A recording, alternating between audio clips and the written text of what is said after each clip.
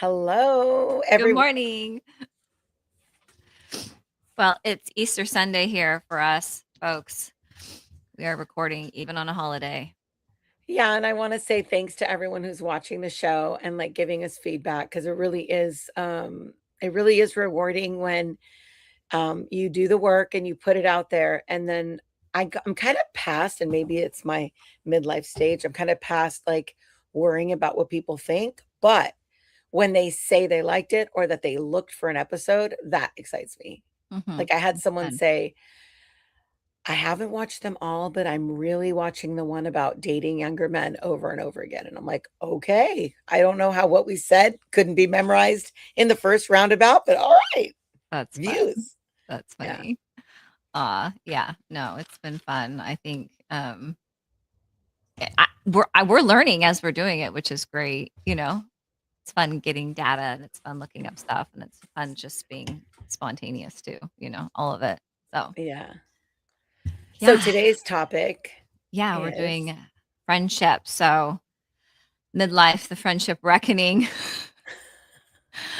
I think reckoning is a great word actually because I think like you said, we talked about this before, like in midlife, we're kind of we're over it in ways, right? We know who we are more, we're a little bit more confident. We have a little bit our bullshit meter is is like about yeah. here. And so we just we don't want to tolerate things. We feel like I don't know, there's a sense of time that like why am I putting energy in something if it's not meeting me, if there's not reciprocation? And I think we see that in relationships, in our friendships, because for girls, friendships, they're a big deal.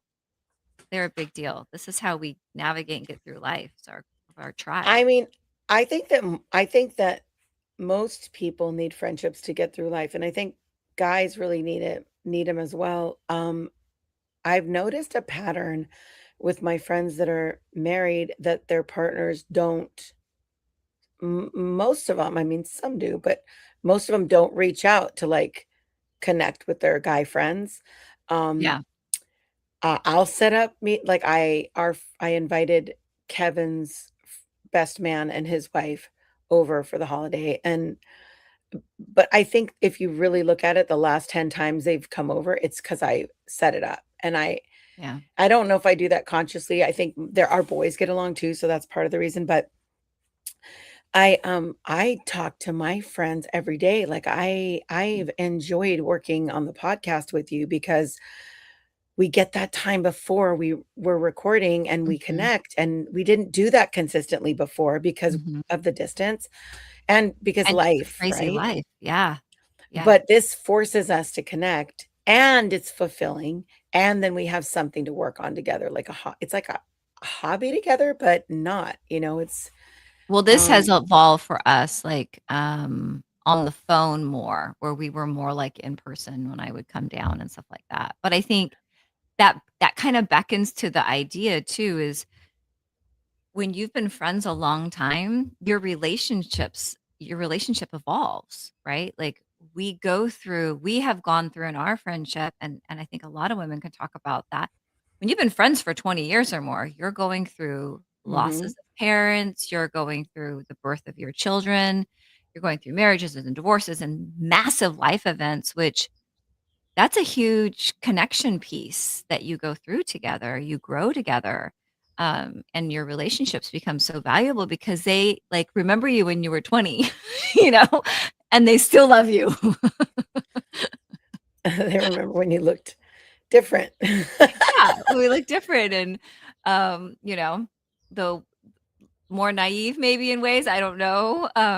Yeah, But yeah, the relationships change. And I think the reckoning piece of this is that some people don't make it, right? Like some friendships change and evolve over time, whether that's season of life, whether that's one person doesn't make as much effort and you stop trying as much because they don't make effort, but they don't yeah, also. I can't remember, who said it, and there's a few different versions, but, like, some people come to you and some people come through you.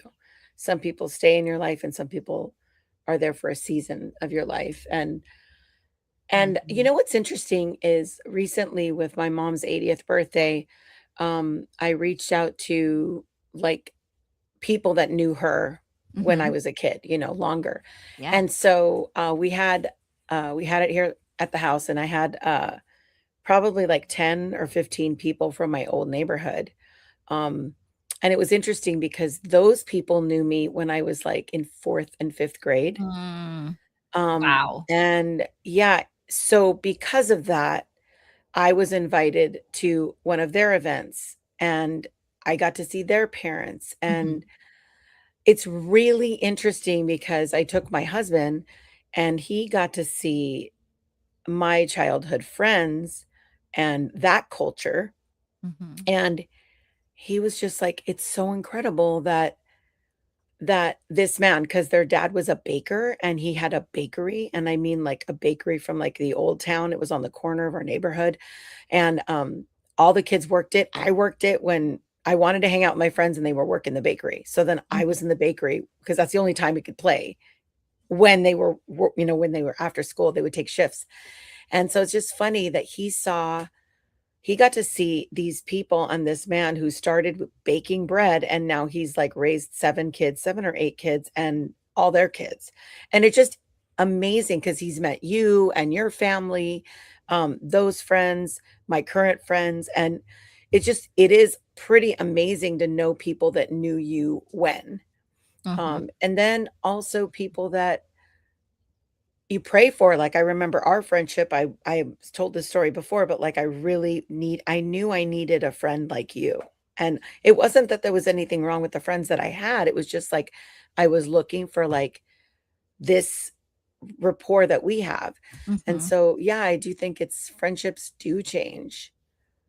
'Cause Um we change so much, going through life, but yeah, I mean, I have my girlfriend Angel that we've known since junior high, and it's just great. We look back and we're like, and you just have such history together, like we can't even believe, but there's this like unconditional love because we've known each other since we were little girls, and there's something so precious about that, So there really is. there How is. do I mean, how do friends ground you? That's my question. I oh God. I mean, be because they know me. I mean, I think that, when you go to your friends when you go through hard times, you're more vulnerable, so they see you, and then they can remind you who you are. Like, "Well, at least, you kinda tend," and I'm like, "Dang it, you're right." They ground you in that they see you, and they help you to get, like, to that place of Yeah, remembering yourself. it was really interesting because, when you were going through your divorce, um, I was there for a big chunk of your marriage, and um, it really felt important for me at that time. I remember to say like, "No, no, no, no, no," kinda do reality checking. I was there. I remember what you did. I saw it. I saw it with Yes, my own eyes. Because you go through these changes in life and yes, challenges, and then you can rewrite history in your head, or people can try to rewrite history for you. yes, But I think your absolutely. girlfriends can remind you who you are. They were there, they saw it, Mhm. and, support you through that, Yeah, you even, know? like, in the grief, right? Like, when you lost your dad, when I lost my dad, you're so Ugh. fuzzy in grief, you can't even remember you don't even know what you're doing, and the other person can be like, "No, remember, I was there, like, I saw, like, no, this happened," like, and it's like, "Oh, right," like, you just need someone, yeah, that like you said, it just I it validates remember where you were in that moment. I remember because I didn't have kids. I was 35 when my dad died. So I was 7 years away from having kids. I was 35. I was, living in a fun building with lots of neighbors, and, and that happened, and my Mhm. dad died. And I just remember you coming through the door. I will never forget it. It's a core memory of my apartment with the pack and play and the baby with Cora, Little like Cora one arm came with pack and me, uh-huh. yeah. And so now I know, like, when I see Cora grow, I'm like, that's how Mhm. many years it's been since my dad was gone. And then Yeah. in the church, I remember it was such a solemn feeling. Obviously, it's a funeral, um, Mhm. but funeral mass, but you just heard Cora giggling and cooing, and in this huge cathedral, I that remember that. little voice of like life, and it was so Mhm. powerful. I still remember that, And it was so you know. crazy because in the moment, I just remember the phone call and you saying, "I need you," and I just picked up Cora and I just drove over there. And it was I didn't even think about it, right? You're just like, I'm Yeah, nursing, I have to come, and I have to come because it's you.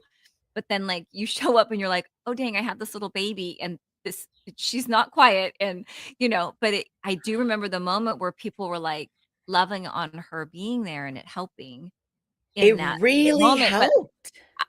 I felt like, oh gosh," um, but It really yeah. helped. But Yeah, this is it the really thing, like, and you've done that for me where you've just showed up, like, how you're the packed bag in the back of your car when I was pregnant, and it's like, "Okay, just tell me," and then you would drive and you would be there for the birth of my kids, and that's like friendship, right? Where you show up for each other. But those are the friendships that last because you show up for each other. And I think that it's sometimes just showing up. we wonder why our relationships don't last, and you really have to explore, are you investing in them?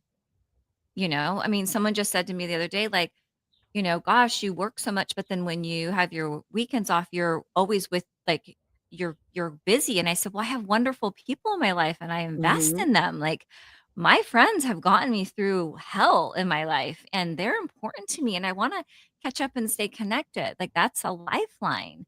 But if we don't do that, like those relationships deteriorate, you know? And so, They the don't get friends that whether they fed. stay or they go, Yeah, why is the they don't question. get fed. I think, they don't get fed. I think part of it is too because I remember, um, I feel it in just in working with couples and being in a couple, and, I've felt before, where I can see that the relationship kinda looks like when I'm looking at couples, I think of like a plant. And, like, how if you put it in the wrong spot, it won't get sun even though you're watering it and the pot's fine Mhm. and the soil's great, it's not getting sun, it's you have to move it. And then it gets sun and water, but maybe you forget to water it, so it gets dry. Like, there's ways to see what the plant needs, and that's kind of how I think about relationships where it's like, "Oh, you Mhm. haven't watered it," or "You I need to like that. move it." Mhm. You need to Mhm. intervene with a different, like, disruptor. So, like, I'll say to couples, set literally set a timer on your phone and text your spouse, "I love you," or "I'm thinking about you." Like, you know, um, Help yourself. Help help yourself. yourself Yeah. be consistent Mhm. because they don't know that you set a timer on your phone, but they Right. know they got a message from you, and I feel like it feels like sometimes relationships can get transactional where I'm calling you because I need something. So I'll Mhm. say, "Hey, how are you? Oh, and by the way, can you blah, blah, blah." Well, to Mhm. me, Yeah. that's not the same as when you just put it out there. Like I think of it like depositing money in the bank. Yeah. When you just touch The people or love reach out bank. to We talked the about love that. bank. Mhm. Mhm. Yeah, it's true. Deposit.